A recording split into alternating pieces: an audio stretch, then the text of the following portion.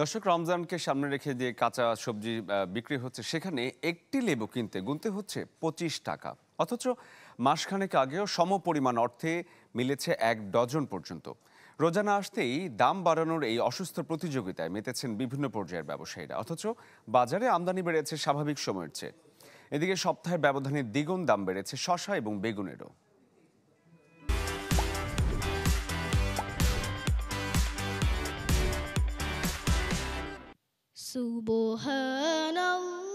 সারাদিন রোজা রাখার পর ইফতারে প্রশান্তি পেতে অনেকেই তালিকায় রাখেন লেবুর শরবত, যা শরীরের ঘাটতি পূরণেও জরুরি।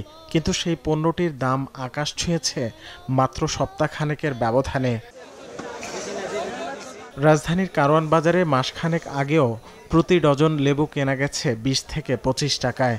অথচ সেই পরিমাণ টাকা দিয়ে কঠিন হচ্ছে মাত্র 1 পিস কেনা, যাতে স্বভাবতই ক্ষুব্ধ ক্রেতারা, আর বিক্রেতারাও পড়েছেন অস্বস্তিতে। কলম্বো লেবুটা আছে আমার 100 টাকা আলি, 90 টাকা আলি বিক্রি হয়। লাম্বা লেবুটা আছে, এটা আমার 100 টাকা 120 টাকা আলি, 10 টাকা আলি বিক্রি হয়। আর কাগজি লেবুরও মৌসুম না, এটাও আমার বিক্রি হইতেছে 70 টাকা 80 টাকা আলি। দাম তারা যেভাবে চাচ্ছে ওইভাবেই নিচ্ছে, এখানে আমাদের কিছু করার নাই। কারওয়ান বাজারের এই আড়তে শ্রীমঙ্গল, চট্টগ্রাম সহ দেশের বিভিন্ন এলাকা থেকে প্রায় 1 লাখ পিস লেবু এসেছে। অন্য সময় যা থাকে 60,000 পিসের মধ্যে। পাইকার জানান, রোজা ঘিরে চাহিদা বাড়ায় আমদানিও বেড়েছে। আমরা পাইকারে গেলে লেবু বস্তা উল্টা দাম চা, এই দামে আমরা ফত্তা হয় না, আইন না বাধ্যতামূল পুঁতি দিয়ে বেচতে হয়।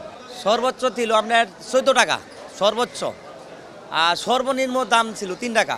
কেউ চাইতেছে যে কালকে বাজারটা দেখকে বেশি, কেউ ওই যে মাল স্টপ দিয়ে দিছে লসে চাই না কেউ বেচতো, আর কেউ চাইতেছে যে আমি টাকাটা আয়ের কাছে মাল বেচ চালাই।